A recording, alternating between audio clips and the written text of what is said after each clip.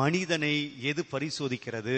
மனுஷன் நம்மளை எப்படி பார்க்கிறான், நம்மளை எப்படி எடை போடுறான் அப்படின்னா, கோச்சிக்காதீங்க, உங்க அழகை பார்த்து யாரும் உங்களை எடை போடுவது கிடையாது. நீங்கள் எவ்வளவு படித்தவர்கள் என்று எடை போடுவது கிடையாது. சில சமயம் நாம் மிக படித்தவர்களாக இருக்கலாம், மேதாவிகளாக இருக்கலாம், பணக்காரர்களாக இருக்கலாம், செல்வந்தர்களாக இருக்கலாம், அழகு வாய்ந்தவர்களாக இருக்கலாம்.